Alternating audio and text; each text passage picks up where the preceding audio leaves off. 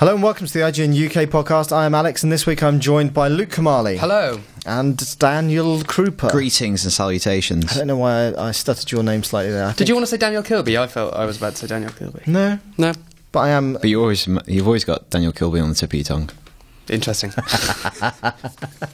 Well, that's a good start to this week's podcast. Of course, on this week's podcast, we will be talking about the week's news and feedback and the talking point, which is our favourite games of the last generation. Yes. But before we get there, what have you been up to? Haven't really done much this week. Oh, good. That's pretty much the same. That's dynamite. Let's cut that section out. Yeah, no. From that of the weekend. What have I done? Well, you went for a little jaunt to the Canary Islands. Oh, I did, yes. So for the bank holiday weekend, As one does. I went to Lanzarote for 4 days. Quick jaunt. No, so I dropped the T there just to make myself sound a little bit more like one of the people. Lanzarote. Yeah, no, it was lovely. Good. I'm tanned. Kamali's stomping ground. It is. You do spend a lot of time in the Canaries. I do actually, as it goes. In the old big fan. Balearics. Just got to get Fuerteventura, tick them all off. There you go. Good. Which is your favourite of the... I quite like Gran Canaria, or Gran Can to the initiated. Well, I think when I was a child, I thought it was a Grand Canary.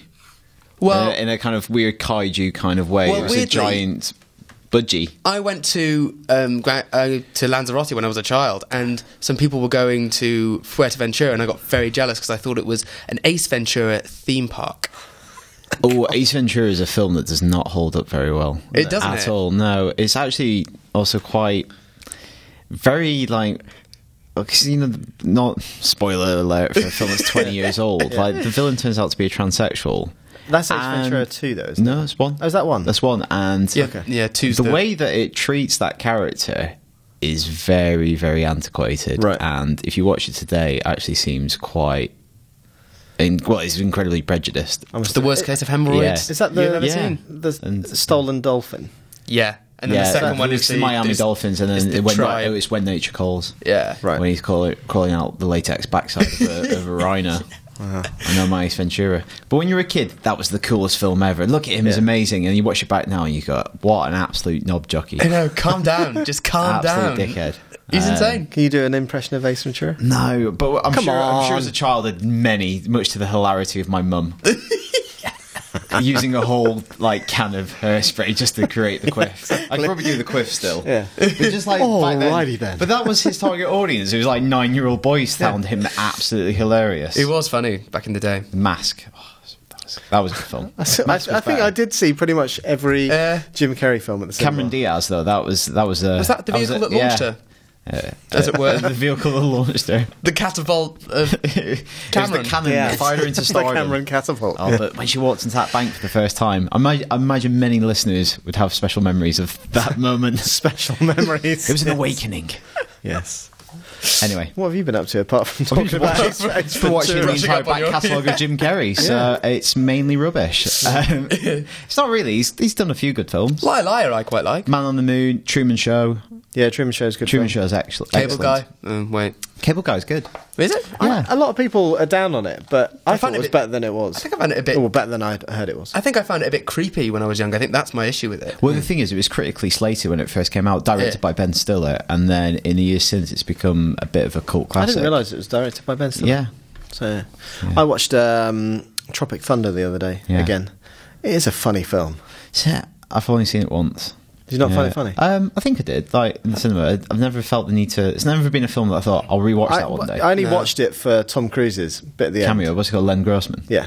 And because Glenn Goodman. It's wide, isn't it? A lot of prosthetics there. But it's stupid, but funny. Yeah. That's what you want. I just quite like the Steve Coogan bit where he's like, let's go make the best film ever, and then has an unfortunate moment. As it were. Spoilers. Let's not spoil it. There you go. Anyway, right, let's crack on with this week's news. And Battlefield Hardline has leaked. Am I doing that one? No, I'm doing it. I just want to know if you want to know more about it. Yeah. Oh, pray tell, Alex. Pray tell. What do you have to know? Well, Hardline is a sounds like a late night topical, current affairs talk show. Yeah. So this time, Piers Morgan. It's the war on crime because it's about cops. Yeah. Oh. Otherwise, in the UK, so like the thin blue line. It's not like ultimately the war, really a war on crime. War You're basically never saying changes. stop doing that. What? It's a war against naughty people. Yeah, war against ultimately, it's always coming down to like. It'd be better if they said that in the trailer. People. Yeah, it's a war against naughty people. It's Stop Battlefield it. Payday Edition, right? Kinda. Yeah. So, you play a Miami cop called Nick Mendoza. Tell me more about And he verges between being good and bad. Has he got a police chief who just doesn't quite get it? Probably. And his ways. But basically, he's going after his previous partner, and obviously, it's set in Miami. There's lots of. I was going to say not his life partner. His missus. There's a really depressing story about a policeman really down on his luck, and he just keeps looking at his ex-wife on Facebook and a new husband who's a bit better shape than him. Yep. Anyway, each level is structured like a TV episode, and they reference House of Cards plus a number of others. So there's going to be cliffhangers all the way through. But isn't that just like every kind of game level? Anyway. Kind of. Yeah. I was thinking about this. It would be quite cool if, say episodically with. See, I'm playing Watch Dogs at the moment, and it feels like a lot of the missions kind of bleed together. And you go to this part of the city, and you do this type of mission. You go to this part of the city, you do this type of mission. And we'll talk more about Watch Dogs later. Yep. Episodic. What I'm taking that to mean is like you kind of have, in American TV, you have like the big bad of the week. Yep. You have one big set piece in the last kind of 20 minutes. Yeah. I wonder if it's like that, and it's kind of like GTA heists. So like each level, each episode is very different. That would be more compelling. Well, there's meant to be a branching storyline, right? Because they talk about moral choices and stuff. Well, so the way that the exact wording they use is that each level can be played multiple times in multiple ways. So I take that how you will. I don't know. But so obviously a lot of it is now set in a city. There was one particularly cool bit where you and a load of people are ziplining across the streets, shooting people, a bit like Heat. So, but obviously multiplayer. You mentioned GTA and heists. That is The multiplayer sounds cool. So Yeah. the multiplayer's been doing DICE. Single player is Visceral, people behind Dead Space. So they've kind of been tasked with improving the campaign, which obviously frequently gets criticised in Battlefield games. And then you've got DICE doing what they do best, multiplayer. So the multiplayer modes sound like super cool. They look really cool. So Heist is obviously one of them. You either play the bank robbers or the cops. Obviously, you've got to get the money or you escape. There is a hostage one. I can't remember what the name of that is called. I think it's Hostage or Rescue. Do you know what it's called? Rescue. Yes. That sounds cool. I think like being a SWAT team going in and rescuing hostages. That sounds really That does sound really cool. Hotwire, which is basically car chases across vast expanses of open world. Sounds good. Which is kind of weird because previously Battlefield has always merged vehicles or vehicular. I hate that word. Vehicular. And on foot stuff. Vehicular manslaughter. I don't know I don't know where the Hotwire is going to be. You're in a car and you can't get out of the car. I don't know. I know that does sound a bit restrictive. Imagine if you start on a map and you're the one guy who doesn't get to the car in time, and everyone just leaves you. And you go, I didn't want to play. So I didn't press want to triangle by mistake. I'm just gonna go over there and just, keep myself company. And then lastly, Blood Money, which is cops versus criminals going after a big pile of cash. So that sounds quite interesting. You have to take money back to your safe house. Yeah, there you go. But why are the cops doing that? Because they're all corrupt. Because they're all taking bribes. But that's in that bit of the video that leaked. There's like planes and ting. Yeah. And like planes and parachutes and everything. It looks which is obviously awesome. what Battlefield has done I think it's the documentary The House I Live In, which is made by the guy who created The Wire. Well, no, he's featured prominently in it. And in some states, like some cops, like when they seize money, get to get a cut of it. Really? And it's particularly on the war on drugs, it's like incentivized cops basically seizing stuff in certain states. It's really dodgy. So presumably it's incentivized so they don't just take it and either sell it on or take it themselves. It's because, and then all the best cops go into vice, narcotics, and not like homicide because there's more money. Yeah, exactly. Yeah, like see, all the best cops aren't in like homicide, hunting murderers. They're like doing trying to get drugs. Anyway, I feel like we're getting sidelined. Anyway, are you excited? It's a new take on Battlefield. Yeah. I actually think, I wasn't particularly enamoured with Battlefield 4 because of all the issues, but I think it looks good. They needed a mix-up to kind of restore faith in the brand. I think it's good. But effectively, it's not Battlefield. But you're launching a new IP, offsetting it with the kind of recognisability of Battlefield. Is it the Vanishing Mediator again? It is the Vanishing Mediator, Frederick Jameson. There you go. Do you remember it? Because I remember you wrote your piece about Skylanders. The Vanishing Mediator. Yeah, and you taught me. One precipitates change and then disappears itself. I was telling my flatmate about it today and I cited you. Thank you. He actually reads my stuff. I do.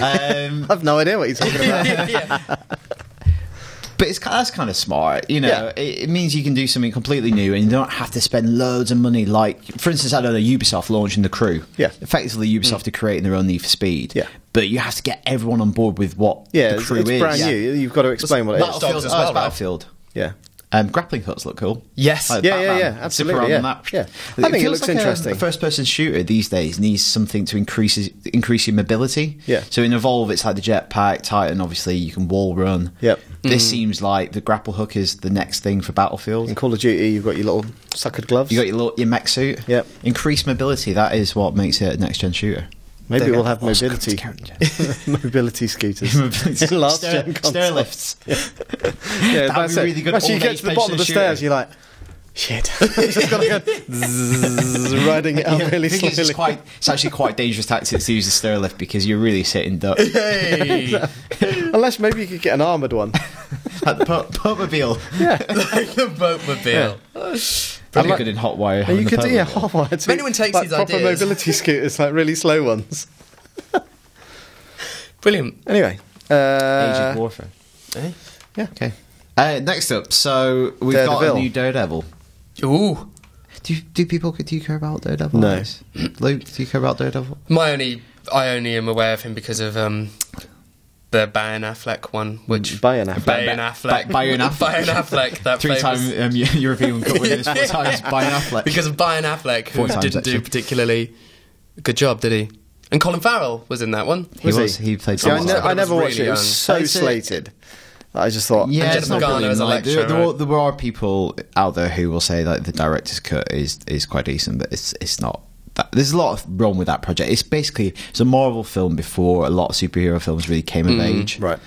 And so it's kind of a bit riddled with some of the problems old superhero films had, some of the cliches. It's a bit dated, but we've got a new Daredevil. It's coming obviously for the Netflix TV series. This isn't a film, and it is British actor, another British superhero playing an American superhero. British actor playing an American superhero, I should say. It's Charlie Cox, who is probably best known. It's not Charlie from Busted. It's not Charlie from Busted. It's Charlie Simpson. Okay, right. There you go. I've got the knowledge. He's probably best known in film in Stardust. Yeah, the Neil Gaiman adaptation. I've seen it. Lead. Okay. Was he the younger one rather than the older one?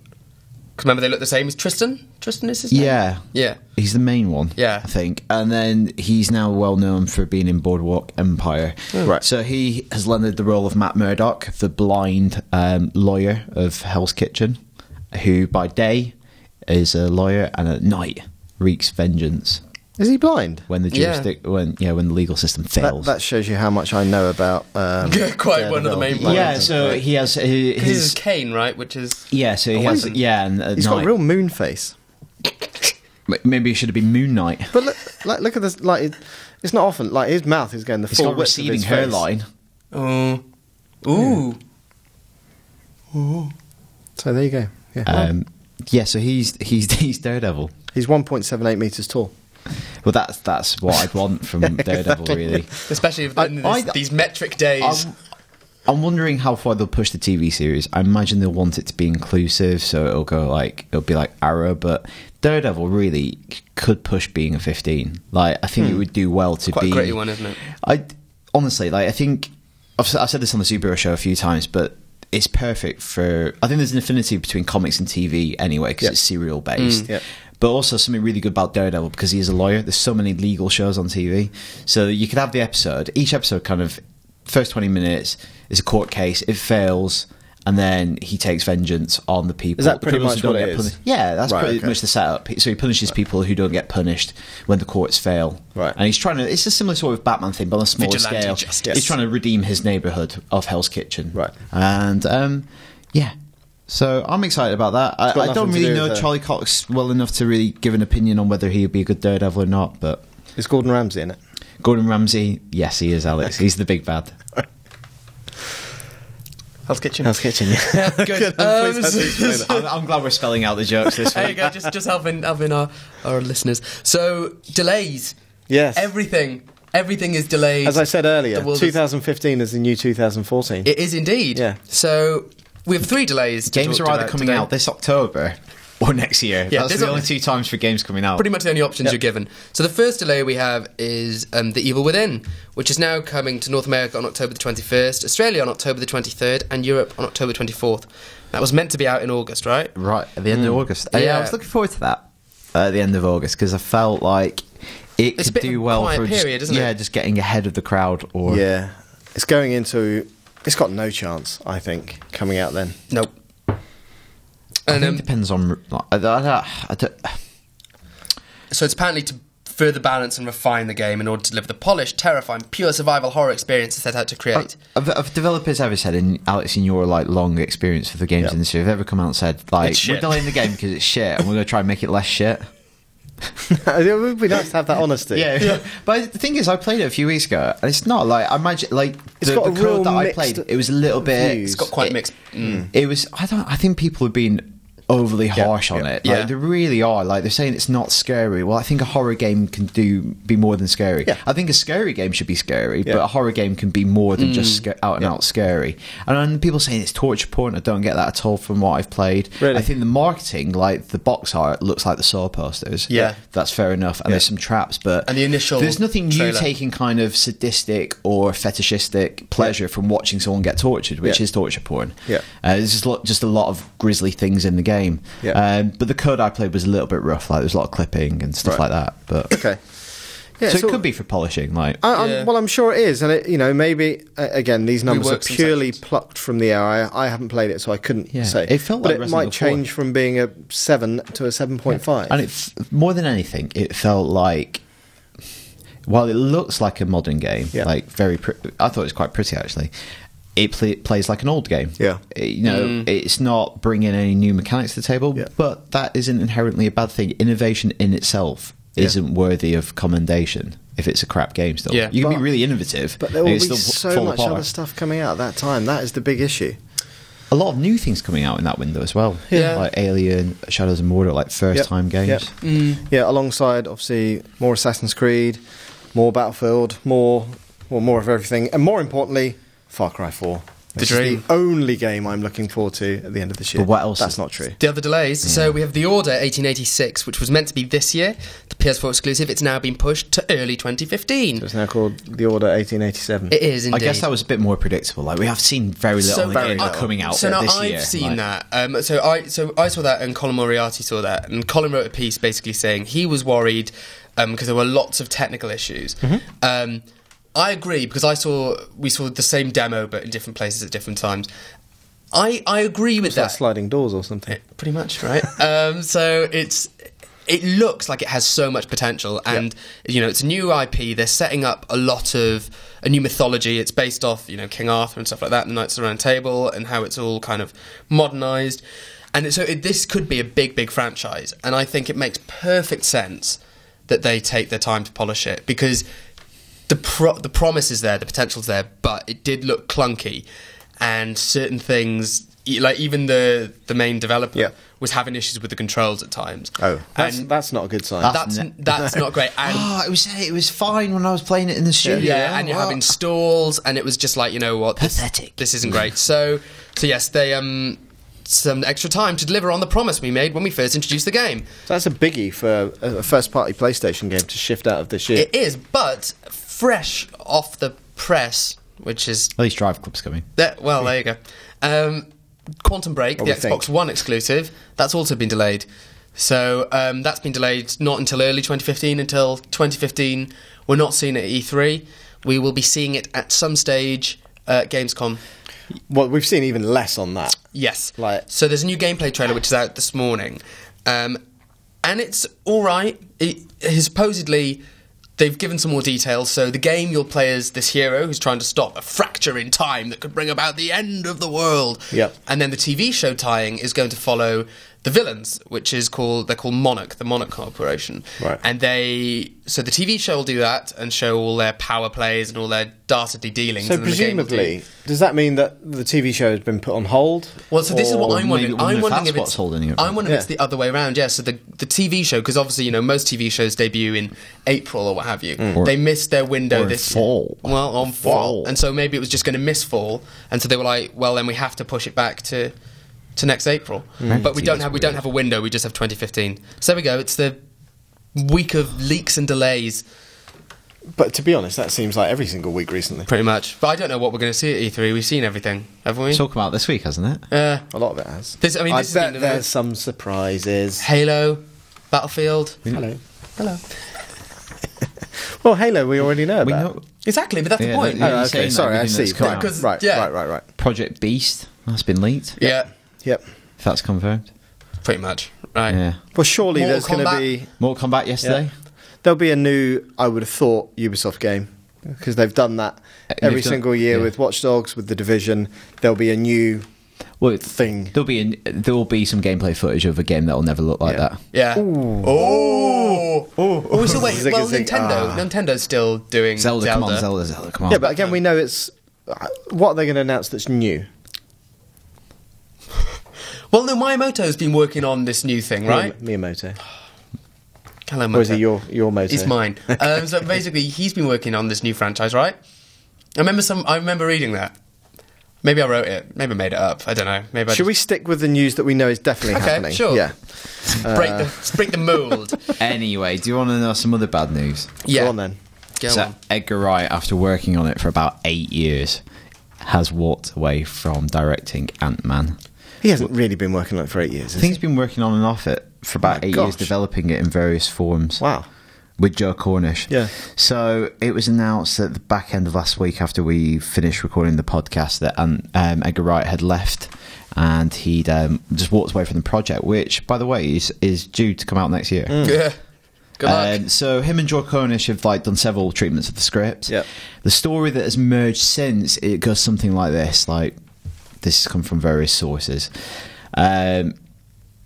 They delivered the script. Marvel came back with notes saying, we want you to take another draft of it because we want to work in these characters. We want to hit these kind of notes of morality around the character. We have this is what the character is about. They went, okay, let's take another shot. They did it. They submitted it. Then Marvel had 2 other writers take another pass at the script.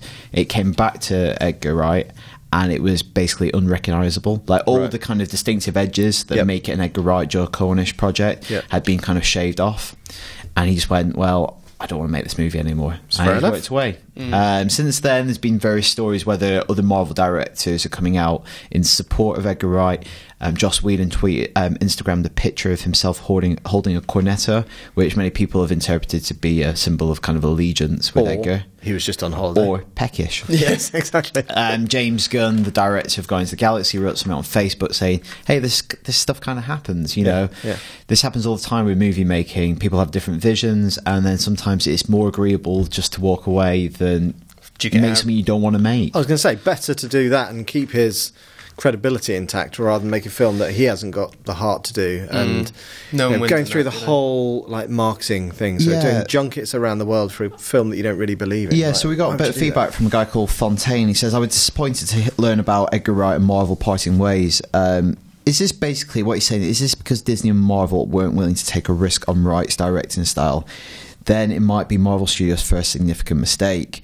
A Marvel Studios film directed by Wright is something fans wanted to see, and hope that Disney Marvel don't become like WWE, where fans are frequently let down by those at the top. I don't really know about WWE. Me neither. What he meant by that. But still, is this a significant mistake? I guess that's just hypothetical, because we'll never be able to see Edgar Wright's Ant-Man movie. And also, you have to think, investors, we might be perceiving them as really meddlesome. Edgar Wright, as much as we might like Edgar Wright and like some of the films he's made, he's not like box office dynamite. No, I was just about to say. Scott Pilgrim wasn't a huge hit. Yeah. It's not like investors will have a tremendous faith and go, yeah, Wright is that guy. Yeah. But it's but then again, I would say Ant-Man is probably not the world's biggest. Is Paul Rudd cast in that? Yes, so Paul Rudd is signed on, so is Michael Douglas to play different versions of Ant-Man. They are big names. Yeah, so I wonder, and they won't be able to walk away like he can. Edgar Wright, they'll be more tightly contracted. And also they might still want to do it because it's still a big film to be in. I just, I think a lot of people, it was kind of like it played to the Comic-Con crowd. Yes, It's like when you announced Joss Whedon directing the Avengers and the people lost their minds. People just could see that being a really good fit, bringing his kind of humour to a character that is kind of inherently humorous. But it'd be interesting to see who they get to replace him. Whether Ant-Man still goes ahead on the schedule it's on, or whether It has to be delayed, surely. it gets postponed. But then again, like other films have lost directors and still kept to the same Yeah. timeline. But Yeah, so- I don't know. We'll see. Indeed, we shall. Who would you like to see directing it? I know I've put you on the spot there. Oh, God, you really have. Sorry. I just a TV director. Yeah. I think there's loads. I don't think you need a name. No, I me think neither. the There's people enough names involved in the and project. Marvel is the name. Yeah. And people getting really angry, like Edgar Wright. I think it's because people have had it in their mind that he was directing it for so long. It's hard for people to then let go. But it feels like it's been his baby, is the thing. It Like, has, he's but nurtured it. but people, you've got to see that. Obviously, it's very easy to paint Marvel and Disney in a really bad light. the evil And of course, they corporations, are right? the big corporations. But they own the character, and they've got a long-term vision for what they want to do with these characters. And they have Yep. to look at the bigger picture rather than, with Edgar Wright, make a one-off, really funny, interesting, unique Derails film. their plans. Like, Yeah. he basically... Marvel is bigger than one director. Yeah. I think you can say One Direction. Yeah, they're bigger than One Direction. No one's We know bigger that's than not One true. Direction. I think so. Perspective, There's please. loads of really good directors working in TV, like on Game of Thrones. Yeah. You could pluck someone from there and Yeah. they do a great job. Yeah. That's what they did with Winter Soldier. They took the guys who did Community, and they did a fantastic job. Yeah. Their only other film to date was still haven't You, seen Me, that. and Dupree, which is terrible. Yeah, it's a bad film. But Winter Soldier is great, so I don't think you need a big name as Yeah. such. Yeah. All right, that's it for this week's news. Let's move on to Talking Point. Now, last week on IGN, we ran through the top games of the last generation. So PlayStation 3, Xbox 360, and of course the Wii. Now, it was a joint effort. It wasn't my decision. It wasn't your decision. It wasn't your decision. But we did contribute to it. So it's kind of like the IGN hive mind. And the number one was, of course, Super Mario Galaxy. Would that have been your number one? So I'm not a massive Mario fan. Or I used to be, but I kind of went off it. I don't know. Galaxy, I think, is brilliant. It rejuvenated the franchise. It was very, very unique. I played it. I didn't like it that much because I didn't really get on with the Mario. Wii controller. Don't like Mario. I don't. No, Italians can't stand them. So basically, I didn't really get on with the Wii controller, and it was towards the end of my love affair with the Wii, and I just kind of lost. I just couldn't be bothered. Your love affair with the Wii was quite short then. It was quite because Mario Galaxy came out quite early. I didn't get it till a bit later though. Okay. I kind of played Twilight Princess, Zelda, and didn't enjoy the control scheme there. And then I played that, and I was just like, no, screw this, too much for me. And I went back to. So for me, it wasn't really. But I think I can see what it did for the franchise, and I think it is a fantastic game. It just wouldn't be my. So what would your choice be? Ooh. Think about it for a minute. I will think about it. So Galaxy. Yeah, what do you think of Galaxy? I think it's a worthy winner. Obviously, I think it takes a little bit of heat when we've put that all on Facebook and Twitter that it's like the number one. People are like, for me, it seems like a lot of people who haven't even played it. Yeah. And I think, not to like wave the Nintendo flag, but the thing everyone always says about Nintendo, we've got Mario Kart in the office. Yeah. I think this is, and people go, oh, another Mario Kart. Yeah. Same Brilliant. whole thing. It's like there's been a handful of Mario Kart games in 20 years. Yeah. There's like a Call of Duty Yeah, yeah. every year. Yeah. It's FIFA every year. And the thing about Mario and Nintendo is they always say, they don't do anything new. And Miyamoto said, we could come up with new characters every year if you wanted. Yeah. But it's about coming up with new gameplay concepts. Yeah. And even if it's the same character, it's the gameplay concept that is the thing. And that's what Galaxy did. Yeah. They did it back on 64 with a 3D platformer. And for the next generation, they did something equally innovative. They didn't for Sunshine, unfortunately. They did. Sunshine I'm leaping over that, Alex. Exactly. I'm not acknowledging that. Yeah. No, Sunshine and was that's the one that that thing broke when my we talk love. about innovation in itself isn't necessarily worthy, but when you match it with an overall gameplay design, and then they can just the cherry on top is you can make it Mario, and give it all the elements of his world. Yeah. It is fantastic. It is, I actually prefer it is an 2. amazing game. Like, Right, okay. But that's it's that's a there was a lot of discussion around that, around kind of like Borderlands 2 versus Borderlands 1, and it's a refinement of what the template that the original did. And so it's kind of hard to sort of, which one would you include? Because Dark Souls or remember Demon wrapping your Souls? head around Mario 64 for the first time, be able to triple jump and long jump and backflip, and then doing all that, but in on these little kind of planetoids, and using gravity in novel ways, and it's like 3D World on the Wii U now. Right. It's just throw all these ideas into a game, Yeah. and for it still to have a shape. Yeah. and a consistency. I think that's what still marks Nintendo out as something special, even they're having all these problems that are Yeah. So, yeah, I agree. Like, I really enjoyed Mario Galaxy, but I didn't finish it, and I felt like me as a gamer, I've kind of grown out of that style of game. Yeah. I'm not as good as I used to be, quite frankly. Yeah. Like, the cookie cutter levels were an absolute pain in the arse. And I just didn't have the patience or the time to kind of invest into it to kind of get all the way through. And I've said it many, many times on this podcast, I like the idea of going from start to finish in a game, 8 hours, bosh. I also think it's a really interesting winner to have at the top of the list, because I think Mario is just pure gameplay. Yeah. Whereas in this list and this generation of consoles, where they've become more sophisticated, they've supported more interesting kind of storytelling experiences or artistic experiences. So, like, looking at the list, Last of Us, very strong narrative, Red Dead Redemption the same, Journey, more of a kind of arty experience and aesthetic experience. But top of the pile is still gameplay. Yeah. Well, I was a big advocate of Wii Sports, because it's the first game that everybody in my household, including my mum, and everybody could play and be on a level playing field. Yeah. Like, no other game has done that, or hadn't done that up until that point. And I know it's only got a handful of events and this, that and the other, but it was the game that demonstrated better than anything else why you should buy a Wii, and it came free with it. Yeah. But you're right, in terms of the judging criteria, it's been far more complex for this generation than I think any previous generation. God, I think diversity of experience. Go through. Which Halos do we include? Which ones don't we include? But there's quite a diverse range of experiences and genres. Like, I don't think one particular genre hasn't dominated above any others. No. Even though sales, like obviously FPS dominates across the board. What I noticed, because obviously we're also asking people to vote for their favourite ones, and I was looking through as a JRPG fan, I was trying to see if we have any JRPGs on there, and they're not really. Last generation was the generation of the Western RPG. Yeah. We had Mass Effect, we had Skyrim, which was a cultural phenomenon and all of that. Fallout JRPGs, 3. Fallout. Fallout. I don't know. I'd argue to a degree elements of Far Cry with Dragon Age. Mass Effect. They're all. Yeah. They're all Western RPGs. The JRPG just completely vanished. And the one, so for me, I think probably the game of a generation. I mean, if I'm being honest, probably The Last of Us had the biggest impact story-wise. Skyrim, I thought, was, as I say, a phenomenon. Like, it just completely blew everything else out of the water, and it really moved the franchise forward. But Ni no Kuni, I thought, was really, really... Did you play Xenoblade? Because that's I didn't, because again, really, really good. Right, okay. Wii, rather. But X, which is the follow-up they're working on, Monolith...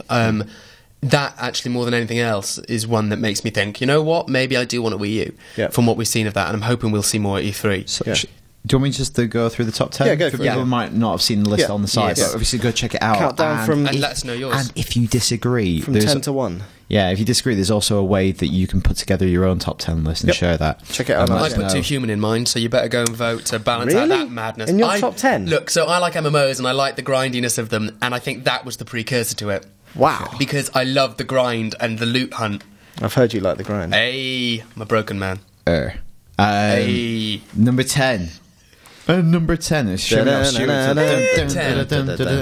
Duty 4 Modern Warfare. That is a great game. That is a great game. We used to see that would probably do that for the next 9 entries. That was a great game. That was a great game. Oh, that was a great game. Probably put that in my top 5, actually. Really? Because I love FPSs, and that to me was... And I remember seeing that. It was my first E3 working for IGN, and it was at E3 when it was a small E3 at Santa Monica.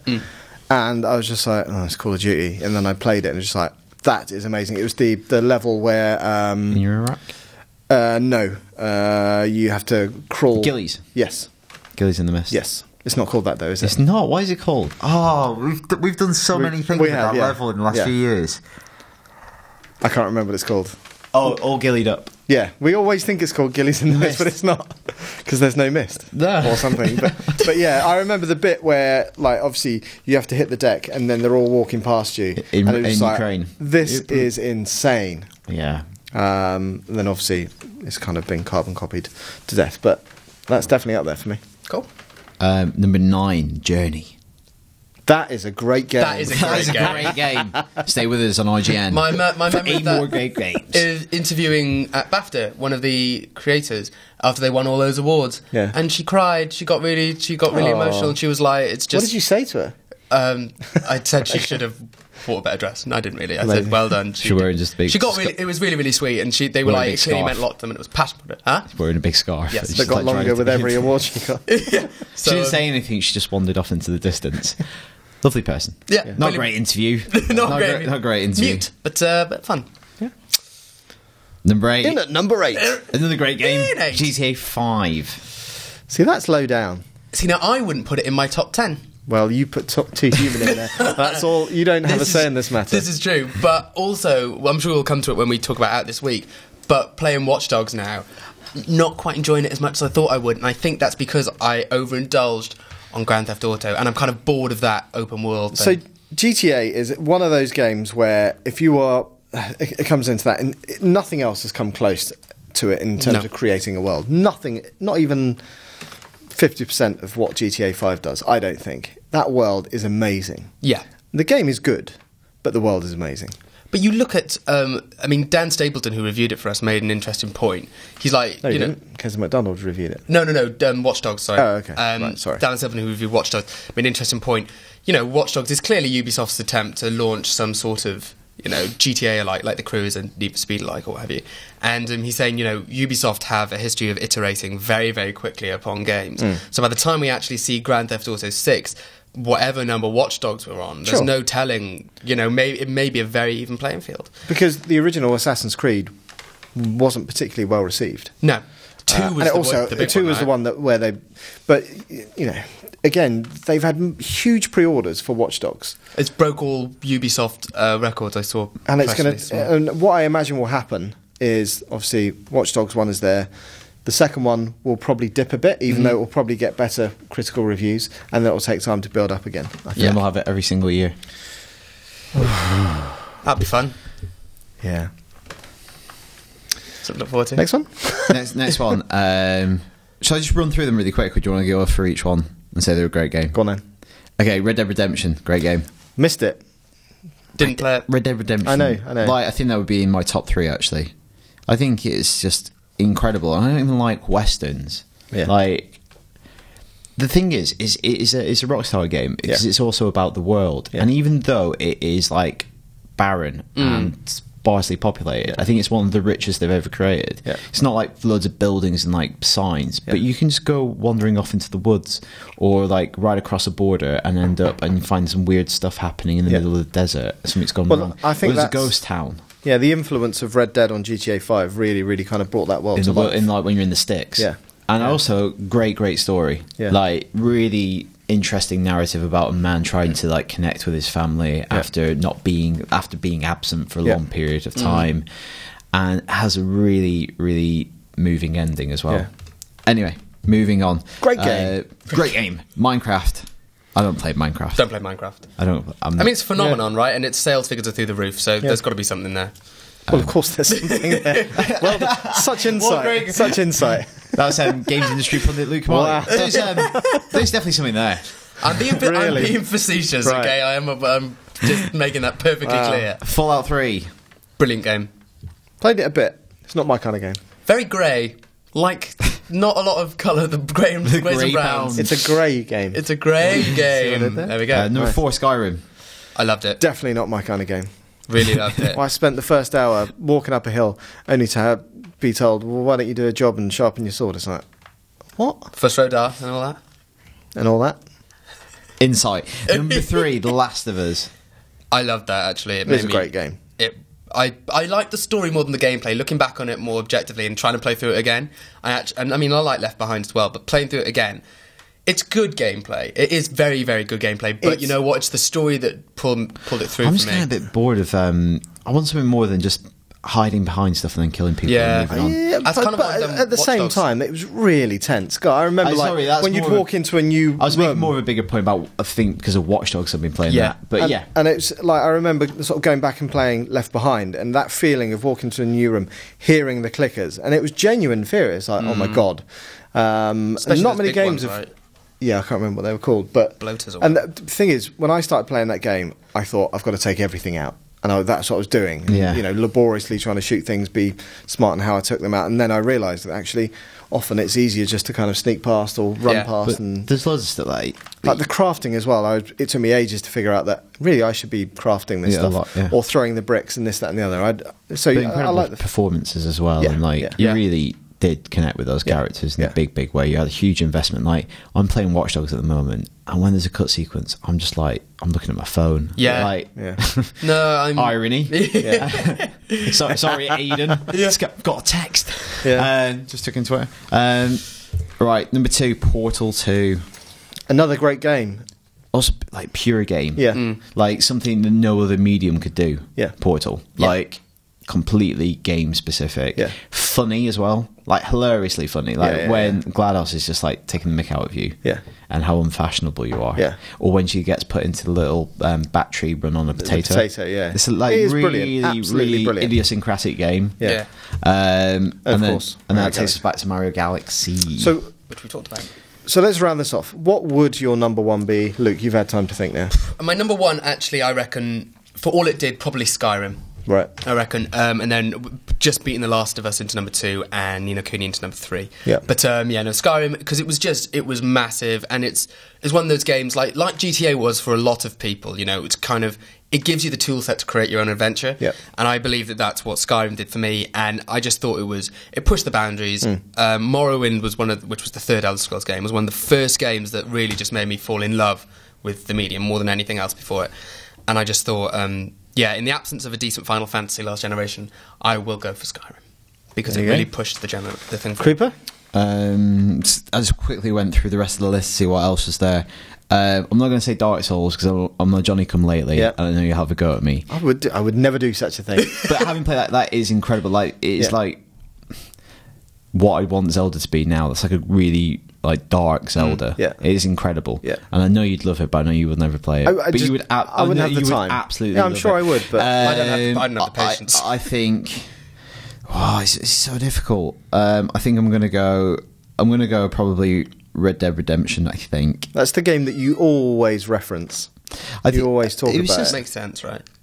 Yeah, it's like I played it a lot just before I got my job at IGN as Yeah. well, and It does I change just the way played you it look at every games, I day, think, yeah. like for hours on end, and I just See, I think if it had come out at a absolutely everything in that different game. time, I would have played it as much as you did, and I would have enjoyed it as much as you. But unfortunately, it came out exactly the same time as my daughter, and I had to spend more time looking after her than I did playing the game. Priorities, Alex. Unbelievable, isn't it? Alex. Yeah.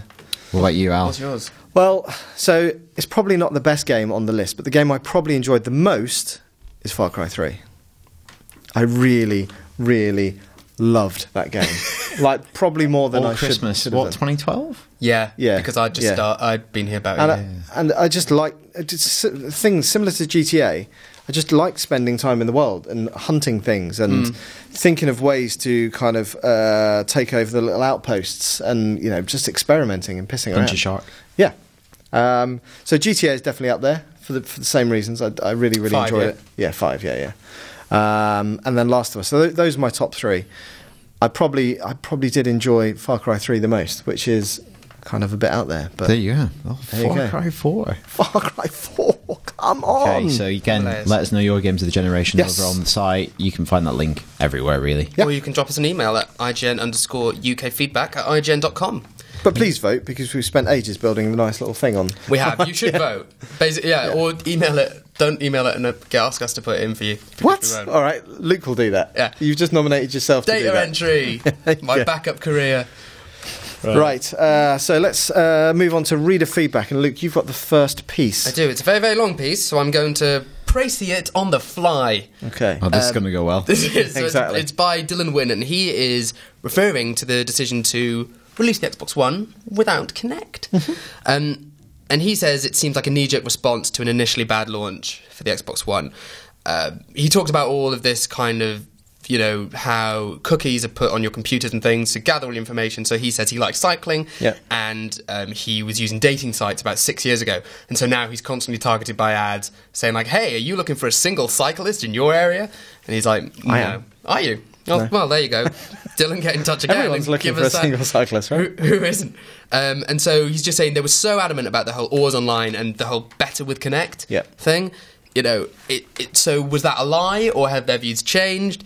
And is it just highlighting the bad choices? And he's saying, he liked 360, and he owns a Wii U, PS3, and 3DS. Do you know what I think? What? I think you should have read through that before you start wading in, because you're trying to read it on the fly. Do you want me to fill a bit of airtime while you... No, it just says it's cheaply ignored the wider gaming world, and as a result, I feel the brand has been damaged, maybe even permanently, especially with the fact that it... Xbox or Kinect? The Xbox brand. No, I completely especially agree. With the fact that and it's still true, it still doesn't operate to its full potential outside the US. Because they... it felt to me like Microsoft just kind of kept on pushing it when nobody really had any desire to use it. And the whole better with Kinect. Give me one example where a game is better with Kinect. Yeah. There's a really... Sorry, Luke. No, I was just going to say my big sadness is about Rare, because, I was writing a piece about them the other day, and they did so much good stuff when they were Nintendo, so much. Yeah. And even Perfect Dark Zero, which was... gash. They could have iterated on Perfect that. Dark Zero was really bad. It was gash. Oh my gosh. But they could, and how did they get it so right and then so wrong? But even like Viva. I love Viva. Actually, I would put Viva Pinata. I did put Viva Pinata in my top 10 games generation. Viva Pinata. They just got it. I feel sad because they were pushed aside. Don't feel sad. I do feel sad for them because they did some really, really good games, and it's all gone a bit peaked. It has. He also mentioned Visionaries. Krupa. Everyone's mentioning Visionaries. What have you started? So what were you going to say? You were going to say something before I was going to say the Kinect. Well, I'll read my bit of feedback because it's on a similar note. Duck Hunt. That's from Harry Mudge.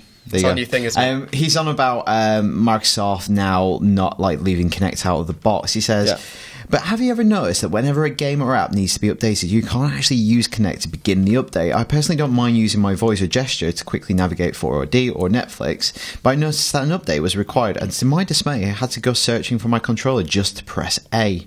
So they didn't even fully integrate it. That's a bit silly, But the thing is, I think there's a very fine line between being a big company and having a vision. So I thought you were going to say something.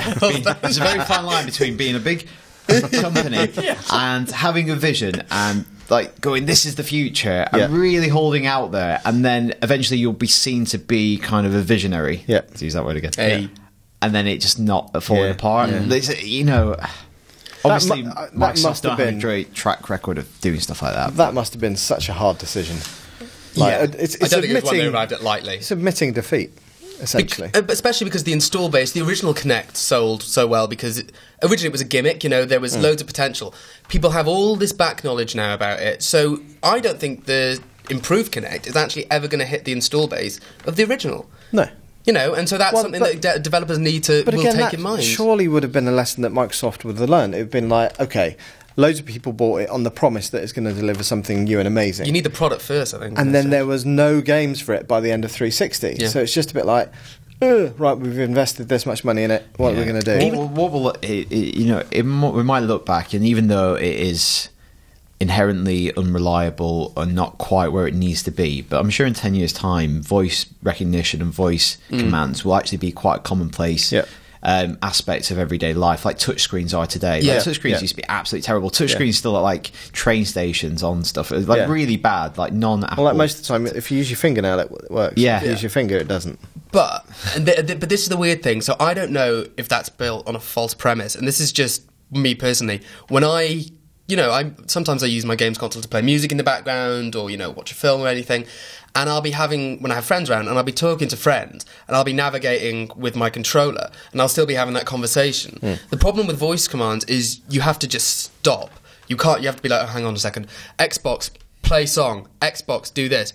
I'm back in the room, and it disrupts the natural flow of a conversation, and so I find that very jarring, and that's why I don't like voice commands. That's why I don't use Siri. Is actually incredibly intelligent. It works a lot swifter than typing in with my fat fingers while I'm walking. I've never used Siri ever because and especially when I'm walking with someone, it would be so much quicker for me to just say, "Oh, Siri, search something," but I don't because it'll interrupt the conversation, and I'd rather fumble around with the buttons. I really do think that this whole voice command thing is built on a false premise because it's too intrusive, but that's just my 2 pennies. There you go. Wow. There you go. Email from Jamie Hand. He starts off by saying, Duck Hunt! Oh. Then Alan, he says, you can't. I don't know if he says it like that. No, Helen, you can't. Hey guys, he was an early adopter of the Xbox One and planned to buy all his games digitally until he realised how big they were. He didn't say that. However, when I checked the price for Watch Dogs, it was £60, whereas you can get it in the shops for 45. I understand why Microsoft don't want to undercut retailers, but how can they charge such a high price for delivery method? Sorry, I've lost my Method. It should be cheaper. I don't know. Is the honest answer? It doesn't make any sense for me because you haven't got distribution costs, you haven't got a box. It's the power of the retailer, Alex. You know the answer to this question. It's the power of the retailer. Yeah, but why doesn't that? Think of the money you're saving on petrol from going to your else. It'll be eroded over time. The power of the retail will diminish over time, and then it's already happened in films and. There's only like 2 of them left, isn't there? Yeah, it'll happen. It'll happen. There's only 2 retailers left, but think of the money you save on petrol having to drive to your nearest store now. That's usually Drive? 3 cities away usually now. There's no HMVs near me anymore. You live in London, don't you? Yeah, but Living on an estate. Where do you go to? Do you drive to Birmingham to get your games or something? In Berkhamsted, there used to be that HMV in Hemel Hempstead. And now there isn't. It's gone. Yeah. So now where am I meant to when go? he used to send the man out to get. Yeah, exactly. Yes, no, exactly. I sent Get my copy of Watch Dogs. I sent the butler in the helicopter, but that's not the point. So anyway, I'm still worried about petrol money. You get the developers flown listen, over. when you have a helicopter to run, you'll understand my Alex, costs a concerns. fortune to fill that up. So What's the mileage we get on guzzles it. expenses? moving swiftly on. So Prince Kamali. it's like a Coming to America. Ridicule is nothing to be scared of. so It's Mark, just working McDowell's. Prince Kamali. Ridicule. Anyway. Mark Smith says, Duck Hunt. Just listen to the last podcast. Have to agree with Stu. Ben and Holly is the greatest kids' TV show at the moment. Unlike that bloody Peppa Pig.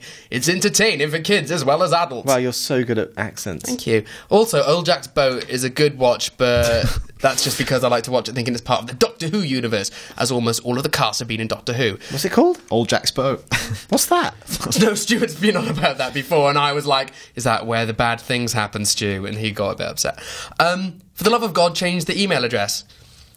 What? Working on it. Well, the email address is quite confusing. I mean, we do embed it in the story now, and we've even figured out how to make it clickable. Well, he could just email El Kamali.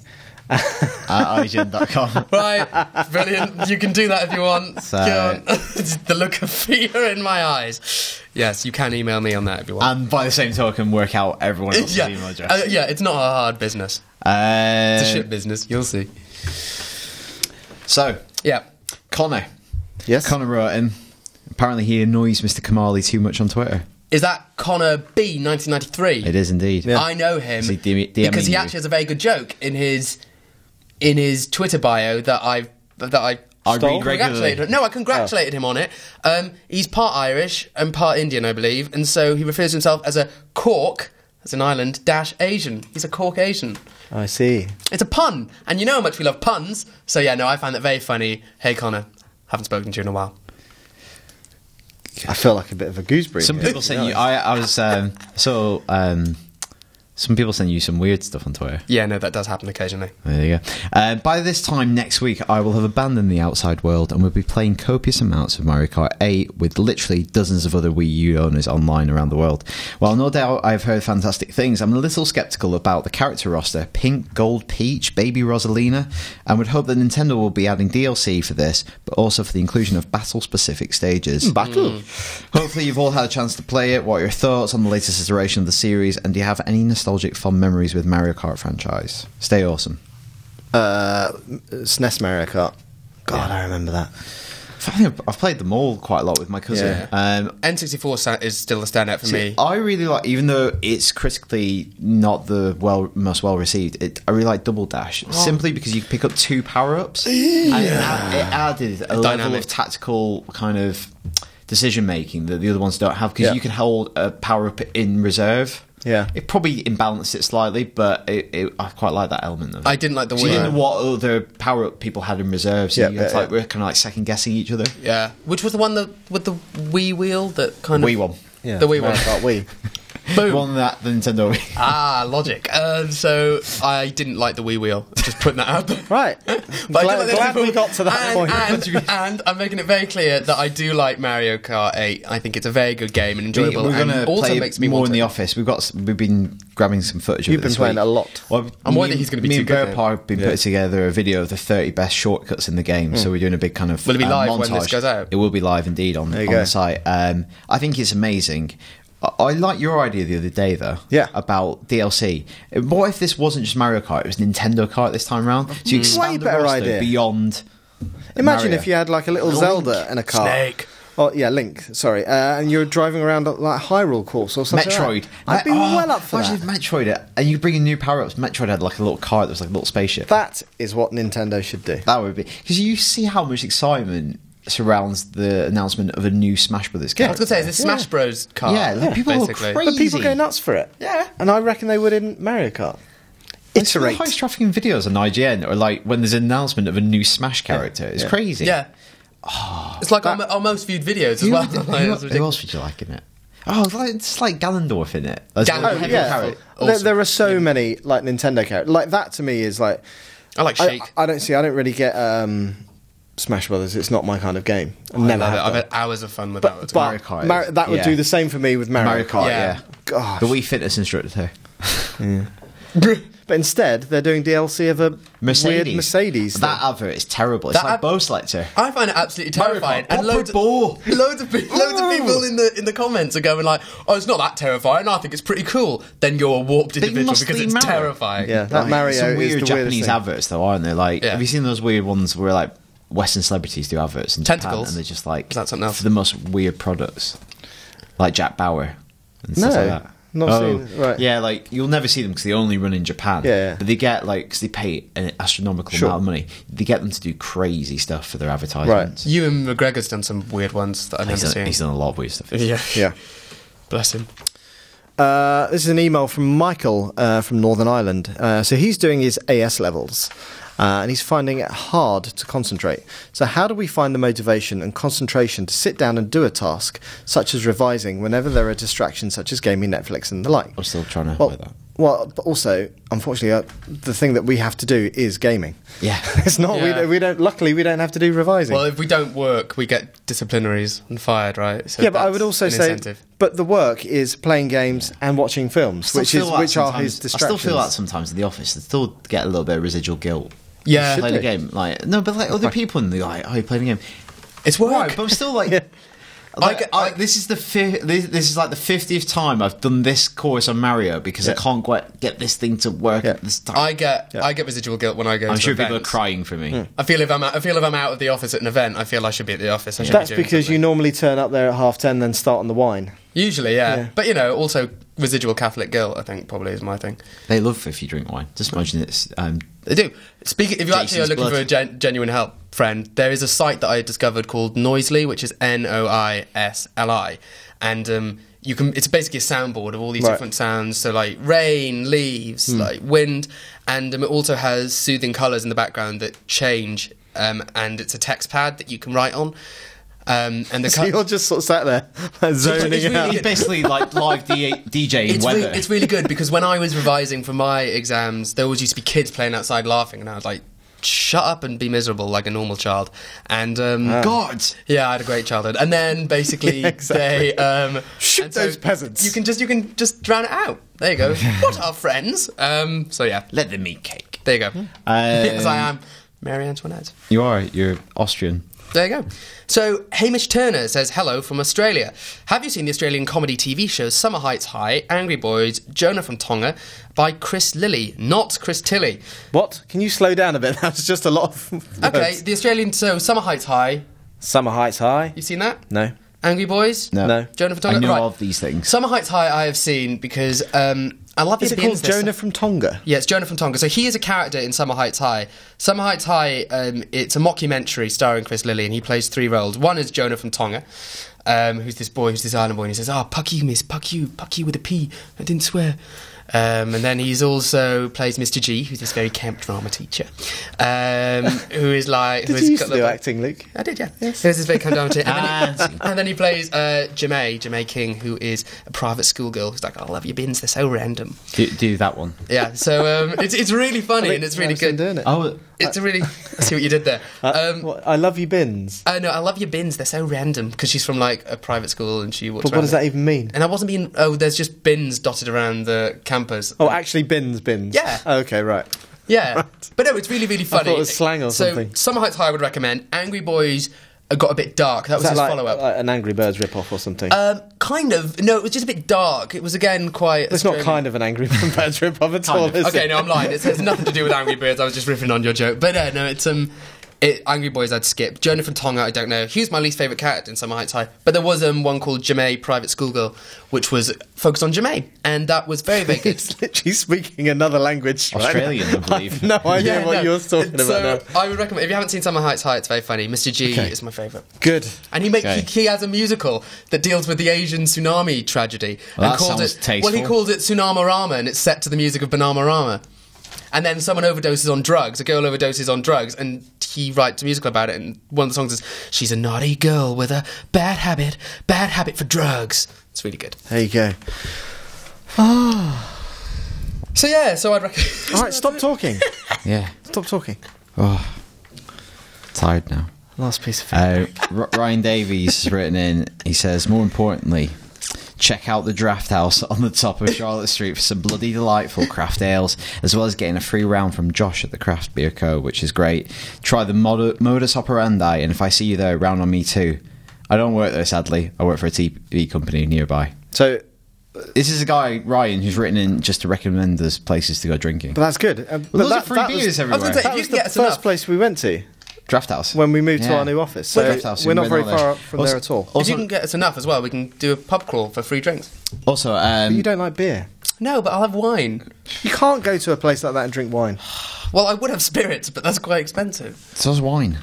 Yeah, also the beers in these places, because Krupa and I went for a quick one in the craft beer company on Friday. And Josh wasn't there. We couldn't speak. I don't like beer because it tastes I like haven't liquid finished bread. my story, but thanks. £7 a pint. That's quite expensive. That is expensive. But then again, I said to Krupa, it's no different from you bowling into a pub and ordering a large white wine, which you always do.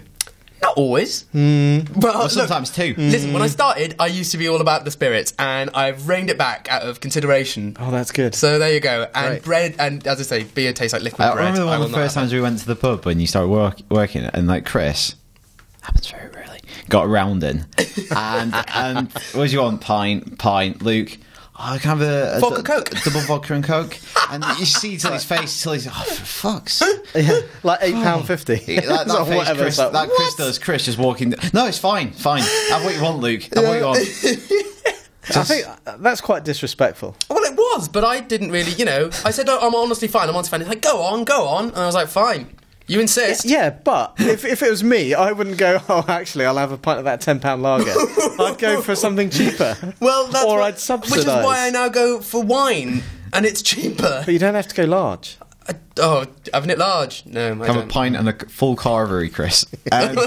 So Ham package. just one more email because I don't think we read it last week. I just wanted to read it out. This is a guy called Tom who's from Blackburn. He wrote in because we were talking about. Apparently, I talk about Blackburn every week, but it's very All the nice that time. he wrote in. Get over And I don't want to read anything out on there, but he mentions a couple of people from Blackburn, and yes, I do recognise those names, Tom.